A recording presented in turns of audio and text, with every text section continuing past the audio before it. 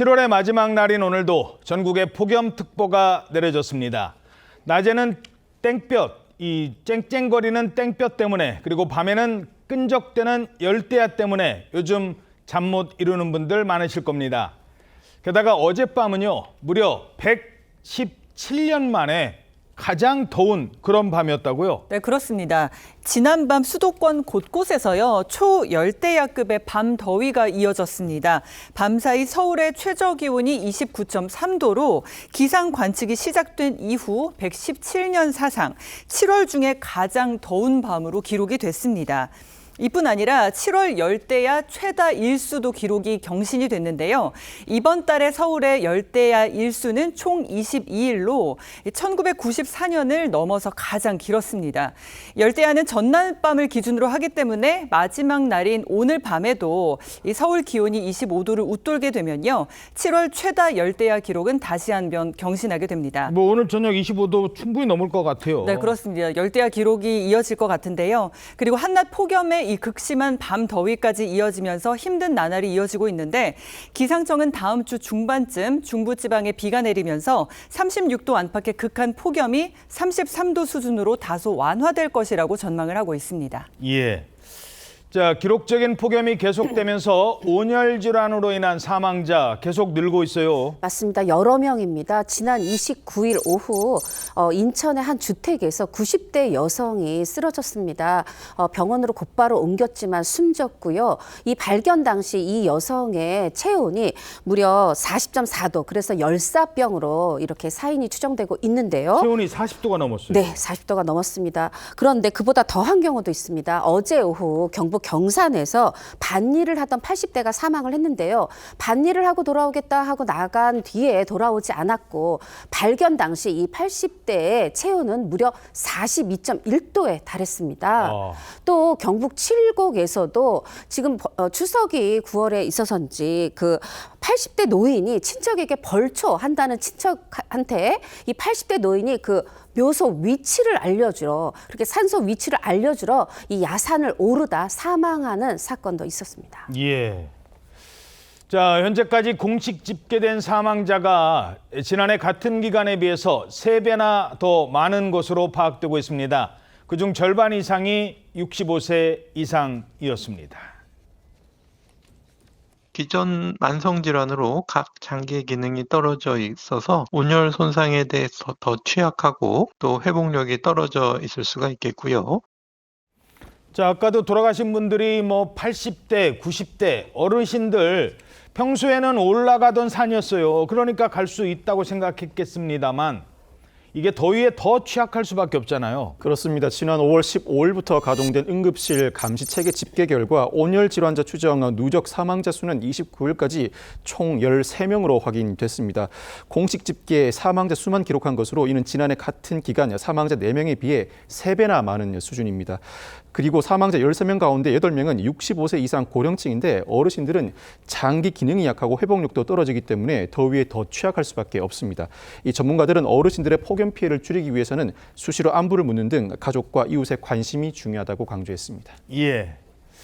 자, 평소 공원에서 바둑을 두면서 시간을 보내던 어르신들 이제 에어컨 바람 없으면 안 될 것 같습니다. 에어컨 바람을 찾아 실내로 들어가고 계십니다. 가만 앉아서 더워요. 땅에서 화기가 팍팍 올라요. 지금 뒤 덩어리가 흠뻑 젖어가지고 비가 온 것처럼. 이 더위를 피할 방법이 별로 없어요. 그래서 주로 복숭아를 많이 이용하고 있고. 자, 그래서요. 이런 날은 그렇죠. 뭐 젊은 사람들이야 뭐 넷플릭스 뭐 이런 거 본다지만 어르신들은 큰 거 막 이런 거 보고 싶잖아요. 아주 북새통을 이루는 곳이 있다고요. 예, 요즘에 폭염이 계속되는 가운데 서울에서 노인들로 북새통을 이루는 곳이 있습니다. 예. 바로 서울의 종로구 낙원상가에 허리우드 실버 극장 이런 곳이 있는데 잠깐만, 헐리우드 극장이 실버 극장이 예, 됐어요? 허리우드 실버 극장, 그렇게 옛날에 헐리우드 극장이 있던 자리인데 예. 지금 실버 극장이 된 겁니다. 근데 그 극장에서 1950년대, 60년대 영화들을 상영하거든요. 예. 그런데 거기에 노인들로 발디딜 틈이 없다는 겁니다. 오호. 그래서 우리나라에 영화 팬들이 이렇게 많았나 싶은데 막상 안에를 보면 영화에 집중하는 분들이 그렇게 많지는 않다고 합니다. 그러면요. 편안하게 앉아서 주무시는 분들이 야. 많다고 하는데 예. 여기가 65세 이상일 경우에 입장료가 1,000원입니다. 오. 1,000원 내고 들어가면 시원한 에어컨 바람 맞으면서 편안한 시간을 보낼 수 있다라고 해서 많은 분들이 간다고 하는 건데 야, 신성일 저 때는 참 젊었지 하다가 주무시는군요. 네, 그렇게 되는 건데 근데 저 실버극장 주변에 탑골공원이 있거든요. 예. 탑골공원에서는 점심 때 무려 도시락을 나눠드립니다. 도시락을 나눠줘요? 네, 그렇다 보니까 이제 일부 노인분들이 낮에 탑골공원 가셔서 도시락 받아서 드시고 어허. 실버극장으로 이동해서 낮잠 한좀 주무시는 예. 이런 게 또 하루 일과라고 합니다. 그렇군요. 자, 폭염이 계속되면서 사람만 힘든 게 아닐 겁니다. 지금 뭐 수온 때문에 바닷물도 뜨끈뜨끈하잖아요. 그런데 이게 고수온이 계속되면 양식장의 물고기가 폐사를 합니다. 자, 어렵게 키우는데 이거 곧 폐사할 것 같아요. 어떻게 합니까? 어민들, 힘들게 키운 그 물고기들을 지금 풀어줄 수밖에 없다고 합니다. 현재 방류되는 물고기는 조피볼라 치어입니다.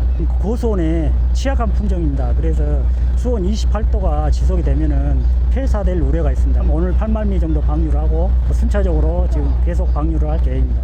애지중지에서 키웠는데 2달 동안 이게 키웠잖아요.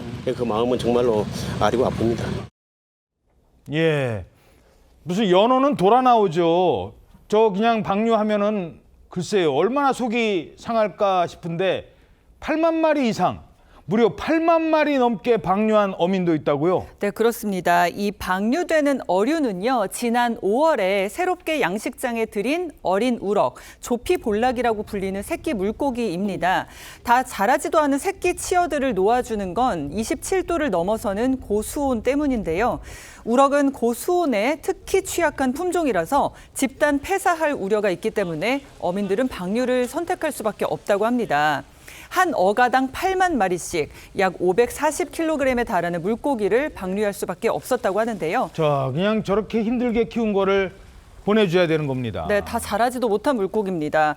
축산 농가도 역시 비상인데 경북 고령의 한 돼지 농장 주인은 지난달 전기 요금이 500만 원이나 나왔다고 합니다.